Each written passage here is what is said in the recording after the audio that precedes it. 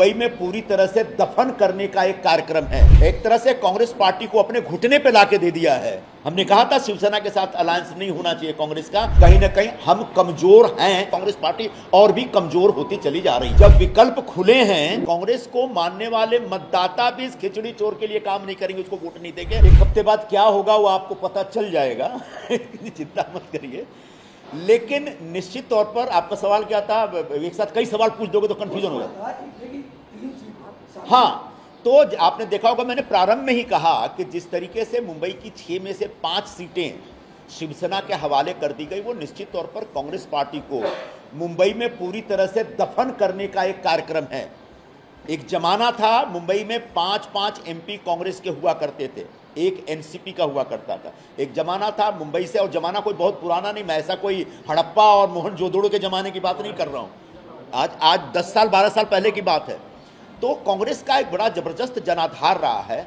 ऐसे में दक्षिण मध्य मुंबई, उत्तर मध्य मुंबई और उत्तर पश्चिम मुंबई के लिए हमारा विशेष आग्रह था, दक्षिण मुंबई के लिए भी विशेष आग्रह था। लेकिन दक्षिण मुंबई में चूंकि जो वहाँ का शिवसेना का सांसद है वो उद्धव गुट के साथ है, इसलिए हमने वो आग्रह छोड़ दिया था। लेकिन हमारा शुरू से आग्रह था कि आप 50-50 करिए, 3 सीट हमारा 3 सीट आपका। लेकिन जिस तरीके से शिवसेना ने जोर जबरदस्ती की है और एक तरह से कांग्रेस पार्टी को अपने घुटने पे लाके दे दिया है, वह निश्चित तौर पर शिवसेना के पूरे नियत के ऊपर सवाल करने वाला है। जो कांग्रेस का वोटर है वो कहां जाएगा? कांग्रेस को जो वर्षों से लगातार वोट करते आए हैं, क्या वो शिवसेना के इस हरकत के बाद शिवसेना के पास जाएंगे, शिवसेना को वोट देंगे? मुझे इस बारे में संदेह है। सर, आपने कहा कि खिचड़ी चोर उम्मीदवार के लिए आप काम नहीं करेंगे, क्या कांग्रेस का कैडर भी जो नॉर्थ वेस्ट में है वो भी यही महसूस करता है कांग्रेस शिवसेना उम्मीदवार के लिए काम नहीं करेगी? बिल्कुल, जब मैं ये आह्वान कर रहा हूं तो निश्चित तौर पर कांग्रेस का जो कैडर है, जो मेरे से जुड़े हुए जो लोग हैं, वो सारे के सारे लोग शिवसेना के इस कैडर का, शिवसेना के इस उम्मीदवार का विरोध करेंगे। और सिर्फ कैडर ही नहीं, कांग्रेस के कार्यकर्ता नहीं, कांग्रेस को मानने वाले मतदाता भी इस खिचड़ी चोर के लिए काम नहीं करेंगे, उसको वोट नहीं देंगे, ऐसी मैं घोषणा कर रहा हूं। 2019 क्योंकि कांग्रेस का जो बड़ा वोट बैंक है वह माइग्रेंट लेबर वाला वोट बैंक है। अब माइग्रेंट लेबर ने जो कोविड के जमाने में दुख दर्द झेला है, उसको हम सब बहुत अच्छे ढंग से जानते हैं, हम सब भूले नहीं हैं। तो वो कहीं ना कहीं उनके दोस्त थे, रिश्तेदार थे, उनके पड़ोसी थे, और उन लोगों के जीवन के साथ जिन्होंने खिलवाड़ किया, उन लोगों के जो भोजन के साथ जिन्होंने दलाली खाई है भोजन में, ऐसे व्यक्ति के लिए निश्चित तौर पर कांग्रेस से जुड़ा वोटर भी काम नहीं करेगा, वोट नहीं देगा। 2019 में स्पष्ट है, भले ही किसी भी स्थिति में अभी अगले हफ्ते हम बता देंगे। चुनाव लड़ने का तो पूरा इरादा है, चुनाव नहीं लड़ेंगे तो जाएंगे कहाँ, 5 साल घर पे बैठेंगे। 2019 से क्या ये लगातार जो बार्गेनिंग है कांग्रेस की वो खत्म होते जा रही है क्या? 2019 में जब सरकार में भी आए तो कांग्रेस को तीसरे और दोयम दर्जे के सारे मंत्रालय और सीटें मिली, उसके बाद से लगातार कांग्रेस को इग्नोर किया जाने लगा, उसको खत्म करने की एक सोची समझी साजिश रची जाती रहेगी क्या? देखिए, अगर 2019 की बातें आपको याद हैं तो आपको ये बात भी याद होगी कि जब शिवसेना और कांग्रेस का अलायंस हो रहा था, सबसे पहले मैंने विरोध किया और बहुत खुल के विरोध किया था। और मैंने कहा था कि शिवसेना के साथ अलायंस करके, गठबंधन करके, युति करके आप अपने आप को खत्म कर रहे हैं। ये धीरे धीरे एक डीजेनरेशन की प्रक्रिया शुरू होगी। आज 5 साल बाद बिल्कुल मुंबई में वही चीज दिख रहा है। हमने कहा था शिवसेना के साथ अलायंस नहीं होना चाहिए कांग्रेस का, आप हार गए, कोई दिक्कत नहीं, नए सिरे से मैदान में उतरिए और एक सशक्त विपक्ष की भूमिका निभाते हुए कांग्रेस को फिर से पूरे मुंबई में और महाराष्ट्र में खड़ा किया जा सकता है। लेकिन हमारे कुछ लोग ऐसे थे जिनको सत्ता की मलाई चाहिए थी, सत्ता को शेयर करना था, और इस वजह से वो चले गए और उसका नतीजा सामने। अभी इनका पूछने दो। ये बोल रहे हैं कि उद्धव ठाकरे को रीथिंक करना चाहिए जो उन्होंने अनाउंसमेंट किए। आपको लगता है उद्धव ठाकरे ने जो अनाउंसमेंट किए वो कांग्रेस को कंसीडर करके किए या नहीं? अगर बाला साहब थोराट जी खुद नेगोशिएशन करने वाली टीम के एक सदस्य थे और अगर वो कह रहे हैं रीथिंक करना चाहिए, मतलब उनकी बात भी नहीं सुनी गई, तो जो नेगोशिएशन करने वाली जो टीम थी, जब उनकी ही बात नहीं सुनी गई है तो निश्चित तौर पर हम सब फेल हो गए।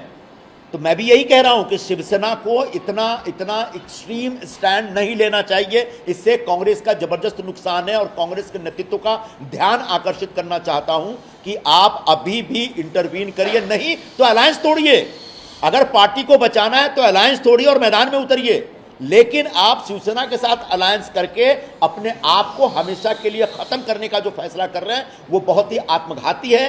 पूरे कांग्रेस पार्टी के लिए, और इसका असर पूरे महाराष्ट्र में पड़ेगा, महाराष्ट्र से बाहर भी पड़ेगा। भैया एक सवाल यह है कि अरविंद सावंत का बयान है जारी होने के बाद, उनसे आपके विरोध को लेकर पूछा गया तो उन्होंने कहा कि कौन लिखो मैं नहीं जानता, जिस तरह की भाषा लोग बोल रहे हैं, यानी कि शिवसेना उद्धव ठाकरे ग्रुप बोल रहा है, उसको किस तरह से देखते हैं? एक तरफ कांग्रेस के साथ गठबंधन में, वहाँ आप जैसे कद्दावर नेता तो वीडियो दरकिनार कर रहे हैं।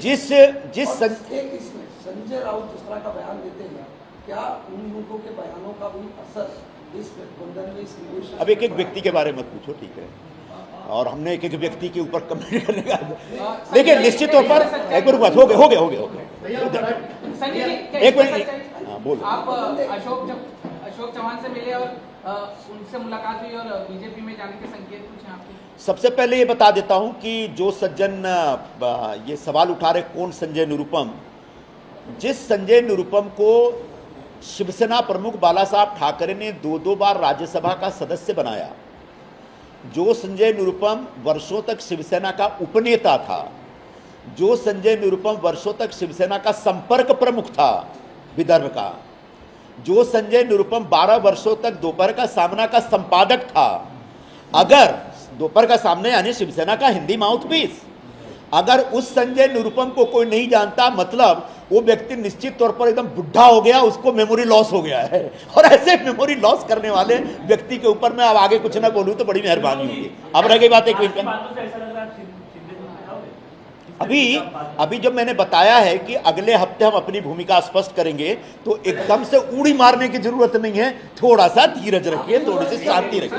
बीजेपी या शिवसेना शिंदे गुट में दोनों में से आपके ऑप्शन खुले, क्योंकि आपने कहा कि मेरे सारे विकल्प खुले हुए हैं, तो उन विकल्पों में ये 2 पार्टियां भी आती हैं। जब विकल्प खुले हैं, तो जब विकल्प खुलेंगे और जब विकल्प अख्तियार किया जाएगा तो विकल्प आपको दिख जाएगा। संजय जी एक सवाल मैं आपसे जानना चाहूंगा कि उत्तर प्रदेश के बाद महाराष्ट्र में सबसे ज्यादा लोकसभा की सीटें आती हैं, और ऐसे में जहां पर महाराष्ट्र में जब अपोजिशन पूरी तरीके से दिखाई देगा इस अघाड़ी के माध्यम से, तो क्या ये चुनाव से पहले बीजेपी की बड़ी जीत दिखाई देगी? देखिए, मुझे लगता है कि लगभग 3-4 महीने से लगातार चर्चा पे चर्चा, बैठकों पे बैठकों, तमाम जो बैठकों का दौर होता है वो चलता रहा।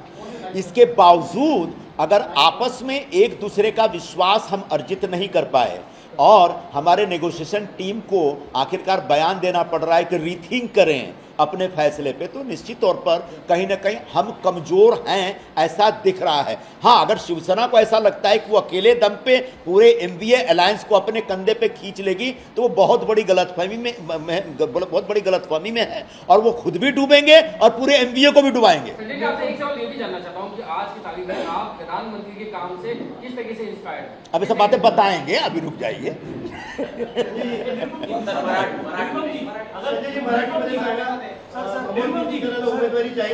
वर्षा गायकवाड़ ने अभी 1 मिनट के अंदर ट्वीट किया है और कहा है कि मुंबई की और सांगली की सीट गठबंधन में रहते हुए डिक्लेयर नहीं करनी चाहिए थी, और अभी जो मित्र पक्ष है उनमें एकजुटता अभी भी नहीं है, इस प्रकार का ट्वीट है। उनके सवाल का जवाब है। आपको लगता है कि मुंबई, देखो हो गया रे, कितना सवाल पूछेगा, सारे सवाल तो भी पूछोगे, बाकी सब क्या है? सर एक आखिरी सवाल, अशोक चौहान से आपकी मुलाकात हुई थी, क्या बात हुई? और मैं उस समय भी जाहिर कर चुका था, अशोक चौहान जी से मैं व्यक्तिगत तौर पर मिलने गया था, बताता हूँ क्यों।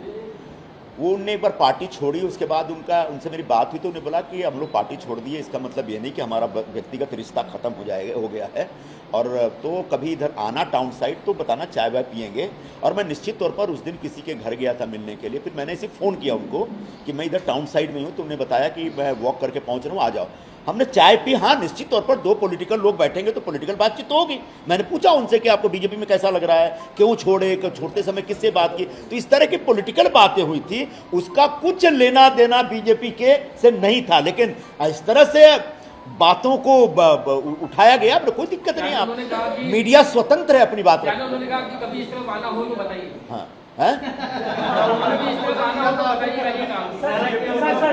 नहीं, उनने बोला था कि कभी इस तरफ आओगे तो मेरे घर पे चाय पीने आना। अच्छा, जरा इधर देखते हैं। मैं वही तो बोल रहा हूं, पिछले 10 दिनों में मेरे पास किसी का कोई फोन नहीं है, शीर्ष नेतृत्व ने कभी भी सीरियसली बैठ के मेरे साथ चर्चा नहीं की कि भाई अगर ये सीट नहीं होती है तो दूसरी कौन सी सीट हो सकती है और ये सीट आपको क्यों मिलनी चाहिए, ये आग्रह कभी मेरे से विस्तार से इस पर बातचीत नहीं की गई है। तो मुझे ऐसा लगता है कि शीर्ष नेतृत्व ने अपने कार्यकर्ताओं और अपने स्थापित नेतृत्व जो राज्यों में हैं उनको अपने आप के भरोसे छोड़ दिया है, या उनके मन में ये है कि we don't care for you, ऐसा शायद उनके अंदर एक सोच या फीलिंग आ गई है। ऐसा एक मुझे एक अंदाज मिल रहा है पूरे व्यवहार से। कांग्रेस के शीर्ष नेता डर गए हैं कि अलायंस में रहना ही डर गए हैं कि अब मालूम नहीं अलायंस फायदा होगा, नहीं तो इतनी सीटें नहीं आएंगी। मेरा तो मानना है कि अलायंस में नहीं रह के भी कांग्रेस पार्टी में इतनी ताकत है कि वो अपने पैरों पर खड़ी हो सकती है, लेकिन शायद अलायंस करना कांग्रेस के नेतृत्व की मजबूरी हो गई है और उस मजबूरी का नतीजा यह है कि कांग्रेस पार्टी और भी कमजोर होती चली जा रही है। तो हमारे साथ देखते रहिए फाइट अगेंस्ट क्रिमिनल चैनल और पढ़ते रहिए fight against criminal daily newspaper. आज की खबर में बस इतना ही। वीडियो को लाइक करें और चैनल को सब्सक्राइब कर लें जिससे आने वाली वीडियो की नोटिफिकेशन आपको मिलती रहे।